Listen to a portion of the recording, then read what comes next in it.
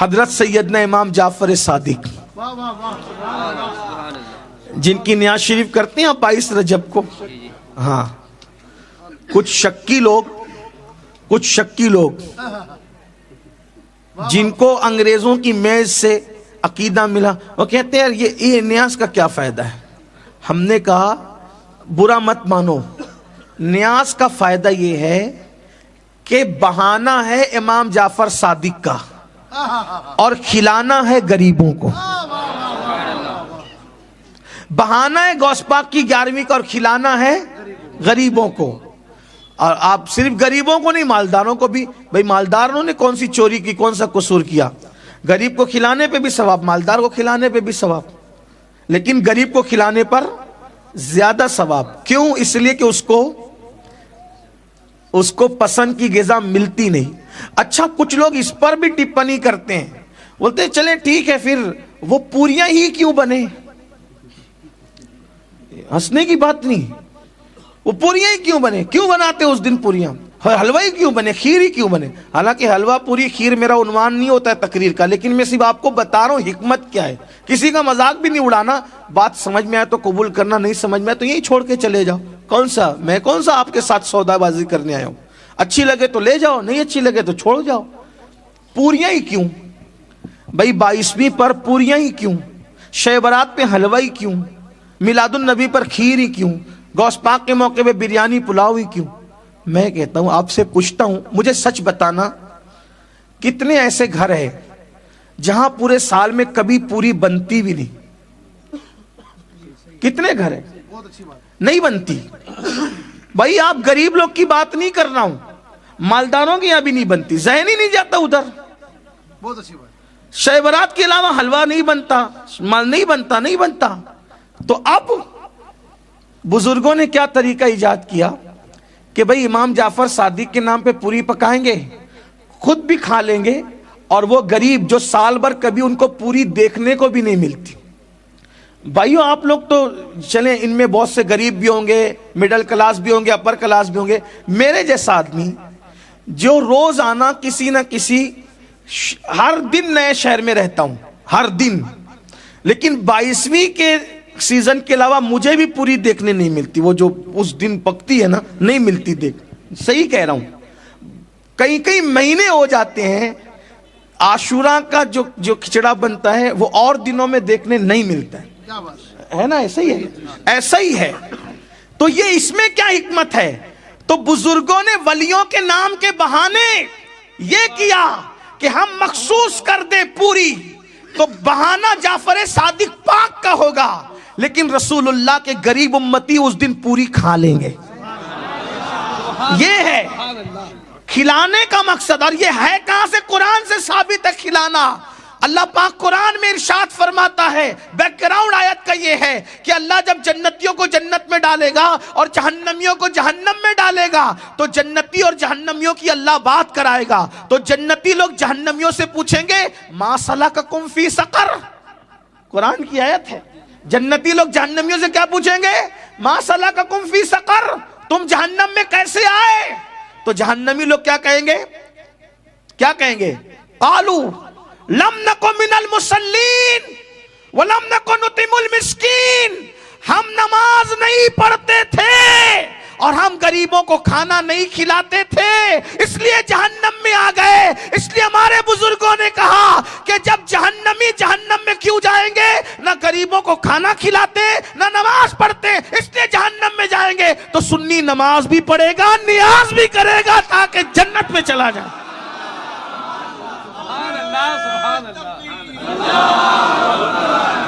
کچھ لوگ یہاں گالی دیتے ہیں کہ وہ اگر آپ امام جعفر صادق کی نیاز کرو گے تو وہ فلاں لوگوں سے مشابہت ہو جائے گی. میں کہا کیوں مشابہت ہوگی؟ وہ فلاں سے ہو جائے گی، صحابہ کے دشمن سے مشابہت ہو جائے گی. ہم نے کہا ہمارا آسان طریقہ ہے. اگر صحابہ کے دشمن سے مشابہت کا خوف لگتا ہے تو ہم اہل بیت کا نام بھی فاتحہ میں لیں گے اور صحابہ کا نام بھی فاتحہ میں لیں گے. ختم ہو گئی، بات ہی ختم ہو گئی، مشابہت کا معاملہ ہی ختم ہو گیا. اور اگر بات اتنی مشابہت کی ہے تو پوری زندگی داڑھی مڈا کے یہودیوں کی مشابہت کرتا ہے، تب شرم نہیں آتی؟ پینٹ شرٹ پہن کر کے یہودیوں کی نقل کرتا ہے تب شرم نہیں آتی، تب مشابہت نہیں لگتی؟ اللہ اکبر، ننگے سر مشرکین کے مشابہت میں گھومتا ہے تب شرم نہیں لگتی؟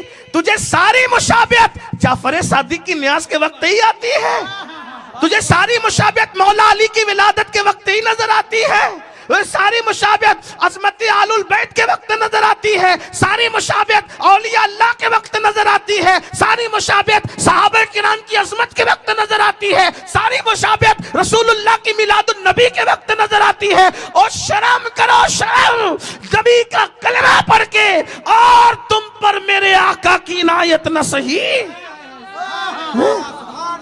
کلمہ پڑھانے کا بھی احسان گیا۔ اللہ کے بندوں کوئی مشابہت نہیں ہے۔ پھر کہتے ہیں اچھا ٹھیک ہے تو پھر 22 کو مت کرو، فلاں دن کرو۔ کس دن کریں ہمارا اختیار ہے، کس دن کریں ہمارا اختیار ہے، اس لیے کہ نظر کے لیے کوئی دن نہیں ہوتا، کوئی ٹائم نہیں ہوتا، کوئی وقت نہیں ہوتا، ہم جب جب چاہیں گے تب تب کرتے رہیں گے۔ وہی امام جعفر صادق جن کی نیاز بند کرانے والے بند ہو گئے، لیکن نیاز جعفر صادق بند نہ ہوئی۔ یہ امام جعفر صادق غوث پاک سے پہلے غوث ہوئے، انہی کی بات ہے، بس وہ بات پوری کر دوں۔ جنت بات، امام جعفر صادق رضی اللہ تعالیٰ کا ایک پڑوسی تھا، تو آپ نے اس پڑوسی سے کہا یہ گھر بیچو گے؟ اچھا، حضرت مالک بن دینار نے تو گھر کس کے لیے لیا، رقم کس کے لیے لیا؟ غریبوں کے لیے۔ یہ نبی کا بیٹا ہے، پھر یہاں اختیار کچھ بڑے ہوتے ہیں، یہاں اختیار، ہاں نبی کا شہزادہ ہے نا، اختیار۔ آپ کو گھر پسند آ گیا، پڑوسی سے کہا کہ اس کو بیچ دو۔ حضرت کتنے میں؟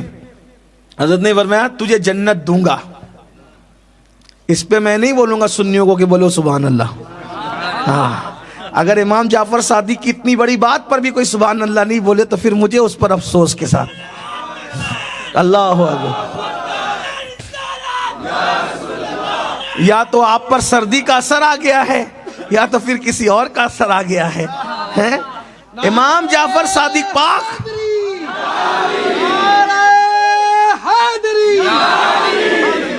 امام جعفر صادق پاک فرماتے ہیں مجھے بیچ دے، اس کے بدلے تجھے جنت دوں گا۔ لوگ نانا کے جنت دینے کا انکار کرتے ہیں، یہاں تو بیٹا کا بھی اتنا پاور ہے۔ آل رسول کا فرماتے ہیں جنت دوں گا تجھے، اس کے بعد تجھے اپنا گھر دے میں تجھے جنت دوں گا۔ کیوں؟ اس لیے کہ باپ کا مال تو اولاد ہی کا ہوتا ہے نا۔ باپ کا مال کس کا ہوتا ہے؟ اولاد کا ہوتا ہے نا۔ جد کا مال کس کا ہوتا ہے؟ اولاد کا ہوتا ہے نا۔ جہاں بانی عطا کر دیں، بڑی جنت ہبا کر دیں، نبی مختار کل ہیں جس کو جو چاہیں عطا کر دیں۔ سب تو نبی کا ہے کائنات میں، وہی جب سب نبی کا ہے تو جعفر صادق بھی تو اولاد نبی ہیں۔ کیا اختیار ہے، اللہ اکبر۔ کیا فرمایا؟ جنت دیں گے۔ اچھا جنت دیں گے، ٹھیک ہے۔ وہ خوش عقیدہ تھا، وہ تھا کہا ٹھیک ہے یہ لے لیجئے ہمارا گھر اور لکھ دیا جنت۔ جعفر صادق، امام جعفر صادق کی ضمانت پہ جنت۔ اب وہ جنت جب وہ کا کاغذ لے لیا۔ ایک بات آپ کو کہوں، آپ گھر جا کے شاید یہ سوچیں گے بھی کہ یار یہ کیا بات ہوئی، اس لیے کہ یہ باتیں سب کو ہضم نہیں ہوتی۔ اگر آپ تھک نہیں گئے تو میں صرف آپ کو بتانے کے لیے ایک بات کہوں۔ ایک بار دیکھو، سب بات ہوتی ہے عقیدت اور یقین کی، ہے نا۔ زبیدہ نے ایک مرتبہ بہلول دانا سے کہا کیا کر رہے ہو؟ بولے گھروندہ بنا رہا ہوں۔ کیا بنا رہا ہوں؟ کیا بنا رہا ہوں؟ گھروندہ۔ کہاں؟ جنت میں۔ جنت میں گھروندہ بنا رہا ہوں۔ اور جنت میں؟ ہاں جنت میں محل گھروندہ، ہاں جنت کا محل تیار ہو رہا ہے۔ اور بنا کیا رہے تھے؟ مٹی کا گھر، مٹی کا چھوٹا سا گھر۔ اور کیا کہہ رہے ہیں؟ جنت میں گھروندہ بن رہا ہے، جنت میں محل بن رہا ہے۔ لیکن عورتیں ہوتی ہیں، عورتیں کچھ عقیدے کی پکی ہوتی ہیں، اس لیے عورتوں کو جلدی سے عقیدے کے معاملے میں بگاڑا نہیں جا سکتا، ہے نا۔ ہاں وہ کہتی ہے تم جو چاہو باہر جاؤ کرو، ہم تو وہی کریں گے جو ہمارے باپ دادا کرتے آئے ہیں۔ ہاں تو نہیں ہوتا جلدی سے عورتوں کو بگاڑ، اسی لیے لوگ عورتوں کو بگاڑنا چاہ رہے۔ گانے، سیریل، فلمیں، ان کو ختم کر دو۔ دین عورتوں سے ختم ہو جائے گا تو مردوں سے خود بخود ختم. میں آپ کو کہتا ہوں کربلا کبھی قائم نہ ہوا ہوتا اس شان سے اگر امام حسین کو فاطمۃ الزہرا جیسی ماں نہ ملتی. میں آپ کو یہ بات پورے یقین کے ساتھ کہتا ہوں, کربلا کے پیچھے کوئی فاطمۃ الزہرا جیسی ماں کی دودھ کی تاثیر ہوتی ہے تب تاجدار کربلا پیدا ہوتا ہے. عبد القادر جیلانی کبھی غوث اعظم بن کر محی الدین بن کر نہ چمکتے اگر ام الخیر جیسی ماں کا دودھ نہ پیا ہوتا. کیا سمجھتے ہو؟ اسی لیے کسی انگریز مفکر نے کہا تھا تم مجھے نیک مائیں دے دو میں تمہیں نیک قوم عطا کروں گا. اچھی مائیں دو میں اچھی قوم عطا کروں گا. اس لیے آج ہماری بچیوں سے بیٹیوں سے دین نکالا جا رہا ہے, دین سے دور کیا جا رہا ہے, کفر شرک اور بدعت اور خرافات اور دنیا داری میں ان کو مبتلا کیا جا رہا ہے. اس لیے کسی کہنے والے نے کہا ہے جب باپ دیندار ہوتا ہے تو دین گھر تک ہوتا ہے, ماں دیندار ہوتی ہے تو دین نسلوں تک ہوتا ہے. ماں کا دیندار ہونا بہت اہم ہے. اس لیے اپنی بچیوں کو علم دین دو, دین کی تعلیم دو, بچیوں کو دیندار بناؤ, بچیوں کو پرہیزگار بناؤ, بچیوں کو متقی بناؤ. یہ سیریل, یہ فلمیں, یہ گانے, یہ تماشے, یہ آزاد خیالی سے دور رکھو.